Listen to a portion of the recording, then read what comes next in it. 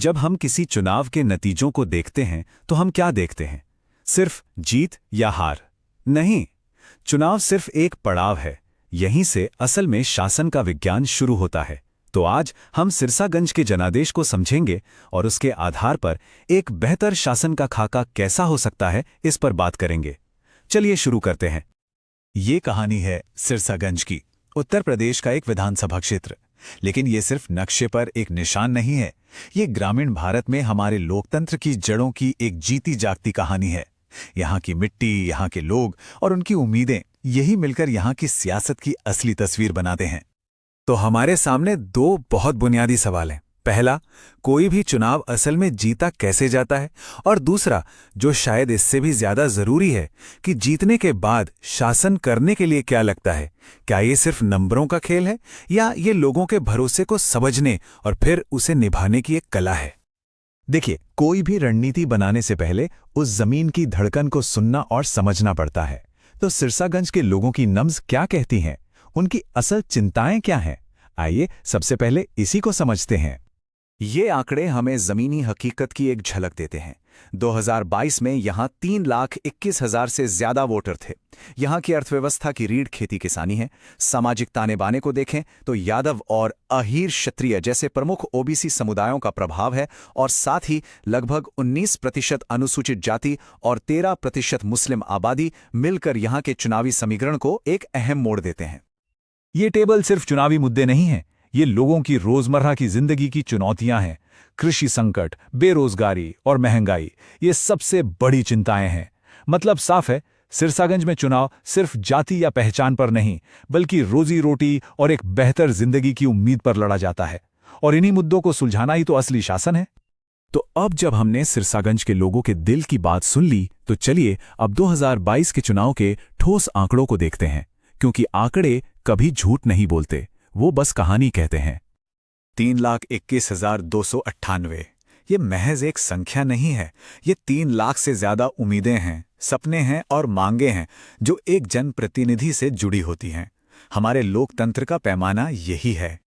और इन लाखों लोगों में से लगभग 65% ने वोट डालकर अपनी जिम्मेदारी निभाई।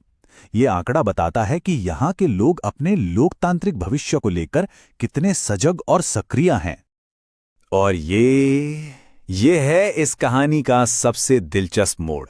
जीत और हार के बीच का अंतर सिर्फ 4.2%। जब मुकाबला इतना करीबी हो तो हर एक वोट की कीमत सोने जैसी हो जाती है। और यहीं से रणनीति का असली खेल शुरू होता है। ये चार्ट उस गरीबी मुकाबले को और साफ कर देता है। समाजवादी पार्टी को 46% से ज्यादा वोट मिले और बीजेपी लगभग 42% पर रही। लेकिन असली कहानी छुपी है उस 9% में जो बीएसपी को मिला। ये 9% सिर्फ एक आंकड़ा नहीं है, ये सिरसागंज के आने वाली राजनीति का केंद्र बिंदु है। ऐसे करीबी मुकाबले हमें एक बात याद दिलाते हैं, राजनीतिक भाषण की एक बहुत गहरी जिम्मेदारी होती है। इसका मकसद सिर्फ वोट जीतना नहीं होता, बल्कि हर एक नागरिक की गरिमा को बनाए रखना और एक ऐसी बहस को बढ़ावा देना है जो सबको साथ लेकर चले। यही तो हमारे संवैधानिक मूल्यों की आत्मा है। तो ये चुनाव असल में 2 मजबूत किलों की टक्कर थी। एक तरफ समाजवादी पार्टी का पारंपरिक गढ़, तो दूसरी तरफ भारतीय जनता पार्टी का लगातार बढ़ता हुआ प्रभाव। जरा इन आंकड़ों पर नजर डालिए। ये बीजेपी के वोट शेयर की कहानी है। सिर्फ एक दशक में 2% से बढ़कर लगभग 42% तक पहुंचना, ये एक असाधारण राजनीतिक बदलाव का संकेत है।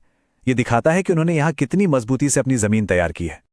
लेकिन बीजेपी की इस लहर के बावजूद समाजवादी पार्टी अपना किला बचाने में कामयाब रही। क्यों? क्योंकि जैसा कि यह विश्लेषण बताता है, पार्टी के जो कोर वोटर थे वो वफादार रहे।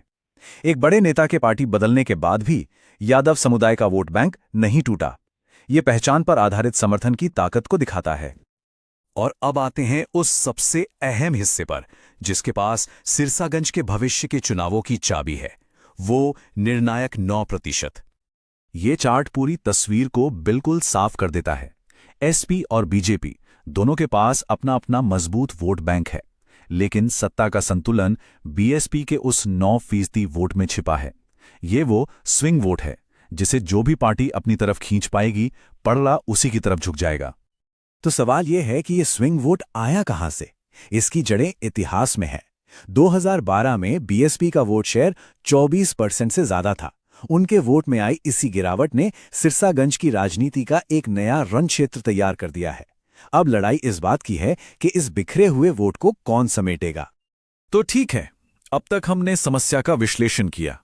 अब बात करते हैं समाधान की।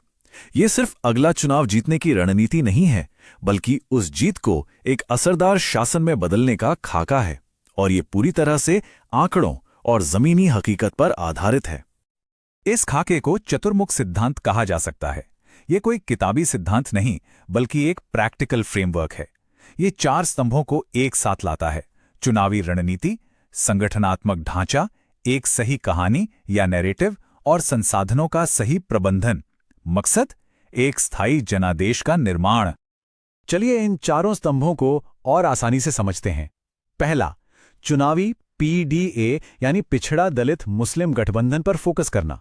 दूसरा, संगठनात्मक, जमीनी स्तर पर ऐसा संगठन खड़ा करना जो लोगों की शिकायतें सुने और उनका निवारण करे। तीसरा, कथात्मक, एक सिरसागंज का बेटा वाली कहानी बनाना जो स्थानीय मुद्दों से गहराई से जुड़ी हो। और चौथा, संसाधन, हर छोटे बड़े संसाधन का सबसे बेहतर इस्तेमाल करना ताकि जमीन पर असर दिखे। किसी भी रणनीति को जमीन पर उतारने के लिए एक भरोसेमंद चेहरे की जरूरत होती है। यहां सर्वेश सिंह का प्रोफाइल देखें तो उनकी कुछ बुनियादी ताकतें हैं, जैसे समुदाय में गहरा विश्वास, एक साफ छवि और एक मजबूत पार्टी नेटवर्क। लेकिन एक जनसेवक के तौर पर आगे बढ़ने के लिए उन्हें अपनी पहुंच और बढ़ानी होगी, नीति निर्माण की समझ को गहरा करना होगा और अपनी पहचान को किसी एक गुट से ऊपर ले जाना होगा। और जब हम संगठनात्मक पहुंच और वोटर मैपिंग की बात करते हैं तो आज के दौर में एक बहुत बड़ी जिम्मेदारी भी आती है: लोगों की निजता का सम्मान। भारत के नए डेटा संरक्षण सिद्धांत साफ कहते हैं कि किसी भी वोटर की जानकारी का इस्तेमाल उनकी स्पष्ट सहमति से और सिर्फ एक सीमित उद्देश्य के लिए ही किया जाना चाहिए, भरोसा तोड़ने के लिए नहीं, बल्कि बनाने के लिए। दिन के अंत में ये सारी रणनीति, ये सारे आंकड़े, ये सब एक ही लक्ष्य की ओर इशारा करते हैं: लोगों की सेवा।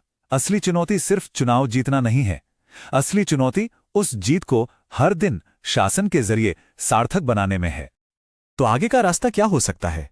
कुछ ठोस कदम, जैसे नियमित रूप से गृह सभा आयोजित करना ताकि लोगों की बात सीधे सुनी जा सके, स्थानीय समस्याओं को समय सीमा वाले वादों में बदलना, हर एक वार्ड तक पहुंचने के लिए सिरसागंज यात्रा शुरू करना, और आखिर में सिर्फ एक पार्टी के नेता नहीं, बल्कि एक सच्चे जनसेवक के रूप में अपनी पहचान बनाना।